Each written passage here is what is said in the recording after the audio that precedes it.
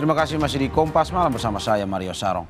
Saudara, 55 merek otomotif memamerkan produk terbaru mereka dalam gelaran Gaikindo Indonesia International Auto Show GIAS 2024 di AISBSD Tangerang, Banten. Warga terus memadati area pameran GIAS 2024 di AISBSD Minggu malam. Pengunjung antusias melihat pameran inovasi terbaru dari berbagai macam kendaraan dengan desain menarik dan fitur canggih. Selain itu, pengunjung juga memiliki kesempatan untuk mencoba langsung berbagai model kendaraan di area test drive.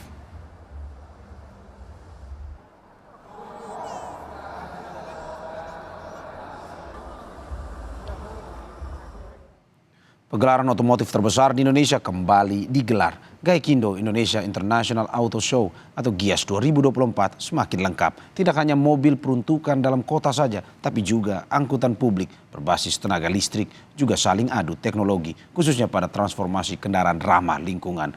Berikut ini liputan jurnalis Kompas TV, Fedriska Ananda dan juru kamera Junaidi dari GIAS 2024 di AISBSD Tangerang.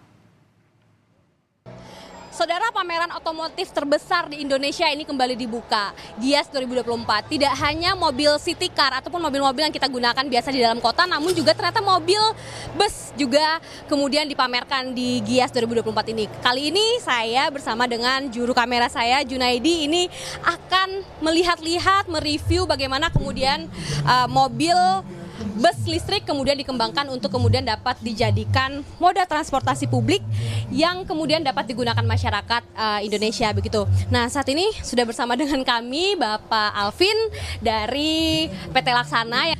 Sebetulnya apa sih Mas perbandingan spesifikasi dan kemudian perbandingan dari segi hemat ataupun ekonomis dari mobil konvensional ke mobil listrik, Mas? Silakan, Mas. Ya, selamat malam. Kita dari Karoseri Laksana. Kita di sini sebagai pembuat karoseri atau body busnya. Tentunya bus yang kita buat untuk bus konvensional dengan bus listrik ini cukup banyak perbedaan dari segi material, dari segi penggunaan bahan sangat berbeda sekali.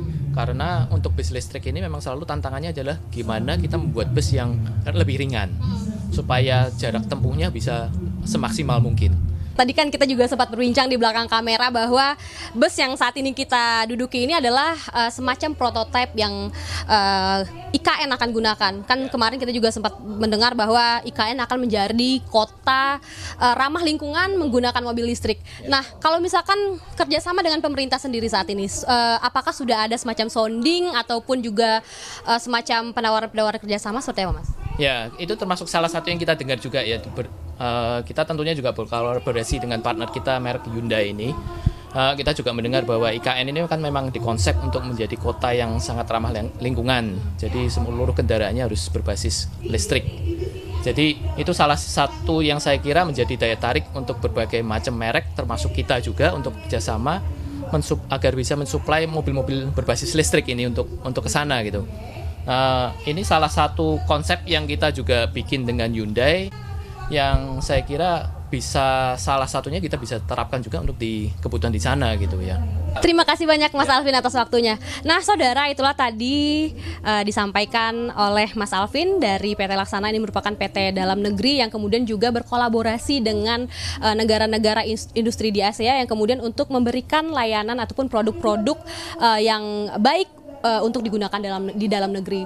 Saat ini tidak hanya mobil-mobil city car ataupun mobil yang digunakan di dalam kota saja yang kemudian bertransformasi menjadi mobil dengan energi baru terbarukan, namun juga kemudian moda transportasi publik seperti mobil listrik juga sudah mulai digalakan dengan inovasi-inovasi baru. Jika Anda pengen ataupun ingin melihat seperti apa kemudian teknologi yang digunakan, Anda bisa datang ke GIAS di AISBSD dari tanggal 18 hingga tanggal 28 Juli 2024. Fedriska Ananda, Junaidi Visesius, Kompas TV.